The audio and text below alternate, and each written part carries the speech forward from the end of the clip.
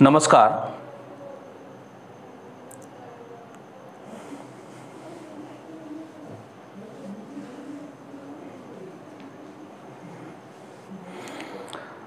नमस्कार. आपण सारे योग करू, निरोगी जीवन मार्ग धरू या साधनेमध्ये आज आपण बंधाचा एक नवीन अभ्यास करणार आहोत. यासाठी परभणीवरून मी नंदकुमार खोडके योग शिक्षक आपल्या सर्वांचं स्वागत करतो.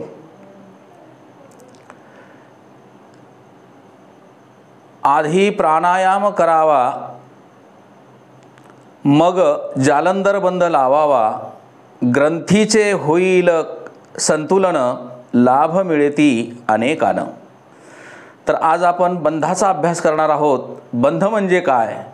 बंध म्हणजे शरीराचा एखादा भाग गच्च आवळून धरणे किंवा त्याला आकुंचन करणे, काही काळापुरतं तो आकुंचित करून ठेवणे किंवा गच्च आवळून धरणे याला बंध असं म्हणतात. बंध हा योग अभ्यासातील अगदी छोटासा परंतु उच्च अभ्यासाचा तो भाग आहे. बंध हा शरीरा अंतर्गत भागाचा अभ्यास आहे. बंधाचा अभ्यास हा कुंभकात केला जातो. मग आंतरकुंभक किंवा बहिर्कुंभक या दोन कुंभकामध्ये याचा अभ्यास केला जातो. प्राणायामात बंध फार परिणामकारक वापरल्या जातात. बंध आणि मुद्रा याचा संबंध शरीरातील ज्या काही नाड्याचे केंद्र आहेत किंवा ग्रंथी आहेत याच्याशी येतो. श्वास रोखून धरणे ही बंधाची महत्त्वाची क्रिया आहे. बंध ही शरीराच्या वेगवेगळ्या अंगांना हळूहळू परंतु शक्तिपूर्वक आकुंचित करण्याची क्रिया आहे. काही काळ आकुंचित त्या अवयवाला केल्या जाते. मुख्यतः बंध 4 आहेत. त्यामध्ये एक मूलबंध आहे, उडियान बंध आहे, जालंधर बंध आहे आणि या 3 बंधांना एकत्रित ज्यावेळेस केले जाते त्याला त्रिबंध किंवा महाबंध सुद्धा म्हणतात. आणि एक जिव्हाबंध आहे. तर आज आपण जालंधर बंध याचा अभ्यास करणार आहोत. हा संस्कृत शब्द आहे.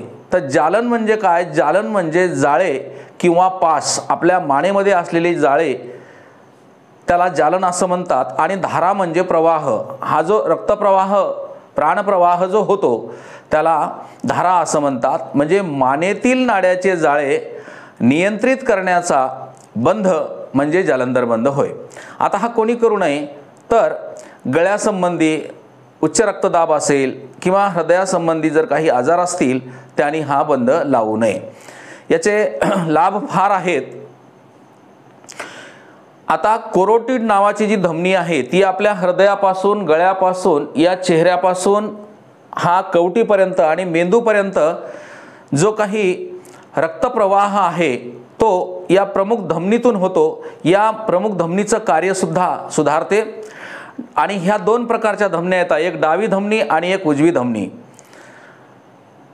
त्यामध्ये मानेचे जे काही स्नायू आहेत हे बलवान व्हायला लागतात, बळकट व्हायला लागतात. आपली जी संपूर्ण चयापचयाची जी क्रिया आहे ती नियमित होते. आपल्याला जो काही ताणतणाव, बैचेनी, राग ह्या ज्या काही भावना आहेत या भावना कमी होतात. गायक, शिक्षक, वकील, प्राध्यापक अशा अनेक लोकांना याचा लाभ होतो. गळ्यासंबंधीचे जे विकार आहेत ते दूर होतात. आणि मुख्य म्हणजे जी अलीकडच्या काळामध्ये थायरॉईड नावाची जी समस्या आहे ही समस्या सुद्धा याने दूर होते. तर कसा करायचा बंध आपण बघूयात. सुरुवातीला आपल्याला ध्यानाच्या आसनात बसायचे. आता ध्यानाचं आसन म्हटल्यानंतर मी जे बसलोय ते सुखासनात बसलोय. सुखासनात बसता येते किंवा अर्ध पद्मासन म्हणजे असं सुद्धा आपल्याला अर्ध पद्मासनात सुद्धा बसता येते. परंतु यामध्ये पद्मासन हे यामध्ये अत्यंत चांगल्या प्रकारचं हे आसन आहे. आपल्या क्षमतेनुसार जसं बसता येईल तसं बसलं तरी चालेल. यानंतर यात महत्त्वाची गोष्ट अशी आहे की आपण सुरुवातीलाच म्हटलंय की आधी प्राणायाम करावा. म्हणजे सुरुवात कशानं करायची? प्राणायामानं करायची. प्राणायाम झाल्याच्या नंतर मग बंधाचा अभ्यास करावा. या बंधाच्या अभ्यासाने आपल्या अंतःस्रावी ज्या ग्रंथी आहेत या ग्रंथीचं पूर्ण कार्य सुधारते आणि मग आपल्याला त्याचे अनेक लाभ होतात. आपण जे बंधाचा अभ्यास करणार आहोत त्यामध्ये पोट आपलं रिकामं असलं पाहिजे, किमान 4 तासापूर्वी आपलं जेवण झालेलं असलं पाहिजे. त्यानंतर उपाशी पोटीच आपण हा बंधाचा अभ्यास करावा. तर सुरुवातीला ध्यानाचं आसन. या ध्यानाच्या आसनामध्ये बसल्यानंतर हे जे हात आहेत हे दोन्ही हात असे द्रोण मुद्रा करून असे ठेवायचेत.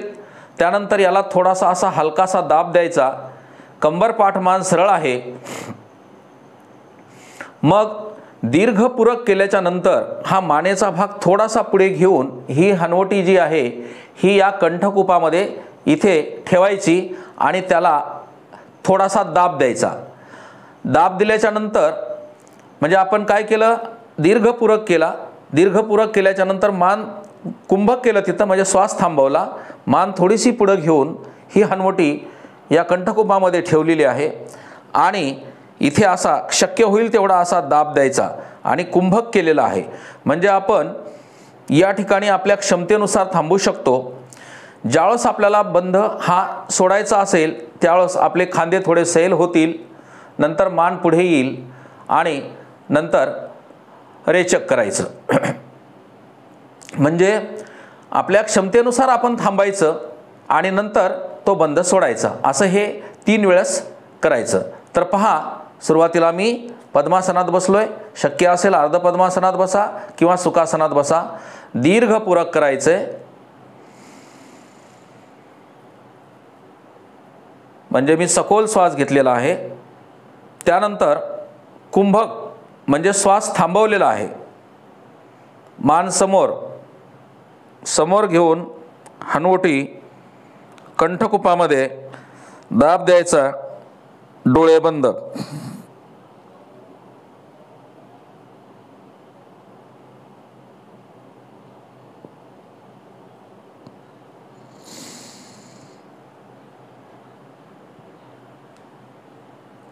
ही एक क्रिया केलेली आहे आपण. आता दुसऱ्यांदा दीर्घपूरक करायचंय, कुंभक करायचंय आणि बंध लावायचा.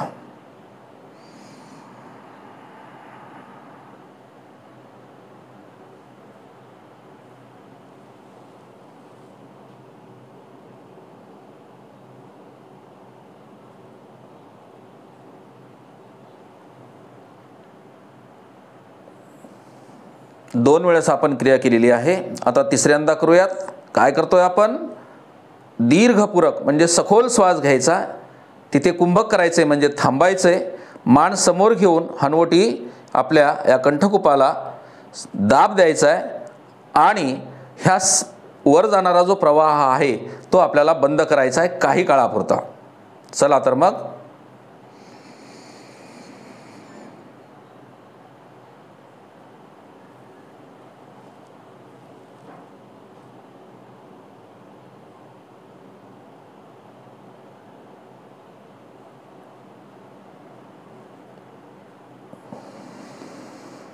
तीन वेळेस करायचंय. पण केव्हा करायचा अभ्यास, हा प्राणायामाचा अभ्यास झाल्यानंतर. लक्षात आला असेल तुमच्या. या पद्धतीने तुम्ही करा, त्याचे तुम्हाला पूर्ण लाभ होतील. पुढच्या आपण अभ्यासामध्ये आता हा जो आपण शिकलोय हा जालंधर बंद आहे. यानंतर आपण उडियान बंद शिकणार आहोत. या बंदाचा आपण अभ्यास आता केलेला आहे. हा बंद 2 पद्धतीने लावता येतो. आता मी जो बंद लावलाय तो आंतरकुंभकात लावलाय. हा बहिर्कुंभकात सुद्धा बंध लावता येतो. म्हणजे पूर्ण श्वास सोडून हा आपल्याला बहिर्कुंभकात लावता येतो. त्याचप्रमाणे हा उभा राहून सुद्धा करता येतो. उभं राहिल्याच्या नंतर पायामध्ये जास्तीत जास्त 2 ते 2.5 फुटाचं अंतर घ्यायचं. कमरेतून वाकायचं. दोन्ही आपले हात या गुडघ्यावर ठेवायचे. दीर्घपूरक करायचा म्हणजे पूर्ण श्वास घ्यायचा आणि आपली जी हनवटी आहे ही आपल्या कंठकुपामध्ये ज्या पद्धतीनं आपण आता लावली त्याच पद्धतीनं लावायची आणि त्या ठिकाणी आपल्या क्षमतेनुसार थांबायचं. इथेही बहिर्कुंभकात आणि आंतरकुंभकात दोन्ही पद्धतीने करता येतो. थांबूयात. धन्यवाद.